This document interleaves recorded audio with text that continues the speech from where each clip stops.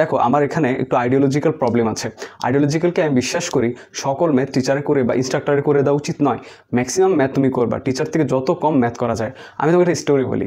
আমি যে টিচারের কাছে ম্যাথ পড়তাম, ওই টিচারের কাছে যখন আমরা স্থিতিবিদ্যা অধ্যায়টা পড়েছিলাম, আমার আর আমার এক ফ্রেন্ডের মধ্যে কম্পিটিশন হতো যে আমাদের কম্পিটিশনটা এই বিষয় হতো যে আমরা কে সবচাইতে কম প্রবলেমস টিচারের কাছে নিয়ে যেতে পারি।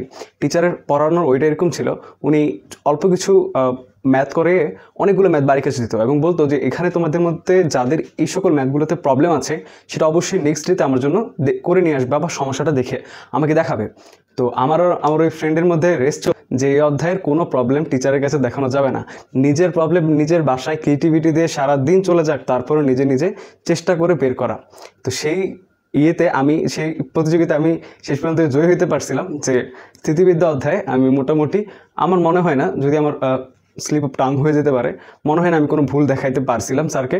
শেষ পর্যন্ত নিজের সর্বোচ্চ চেষ্টাতে আমি স্থিতিবিদ্যা অধ্যায়টা নিজে নিজে তো আসলে না, টিচারের লেকচারটা অনুসারে নিজে বাসায় গিয়ে ম্যাথ করতাম এবং কোনো প্রবলেম আনতাম না। যে কোনো প্রবলেম ফেস করছি, হাজার হাজার প্রবলেম, শত প্রবলেম তো ফেস করবো, স্থিতিবিদ্যা অধ্যায়টা তো সহজ না। তো ওই অধ্যায়টা করতে গিয়ে যে সকল প্রবলেমগুলো ফেস করেছি সেগুলো মোটামুটি নিজের থেকে অনেকক্ষণ চেষ্টা করার পরে নিজেরই সলভ করতে পেরেছিলাম। আমার হয়তো স্লিপ অফ টাং অথবা মেমোরি ভুল হয়ে যেতে পারে বা কোনো কারণে ভুল হয়ে যেতে পারে, হয়তো একটা সমস্যা দেখিয়েছিলাম কিনা, বাট আমার মনে পড়ছে না কোনো সমস্যা দেখেছি। তা আমি মনে করি তোমার দায়িত্ব যে ম্যাক্সিমাম প্রবলেম নিজে থেকে সলভ করা। ইনস্ট্রাক্টর যত ম্যাথ করাবে ওই ইনস্ট্রাক্টর থেকে তত বেশি দূরে থাকা উচিত। যে ইনস্ট্রাক্টর সকল ম্যাথ ধরে ধরে করাবে, সকল প্রবলেম নিজে সলভ করে দেবে, তাহলে তুমি করবে কি? সে সকল ইনস্ট্রাক্টর থেকে যত দূরে সম্ভব থাকা যায় ততই ভালো।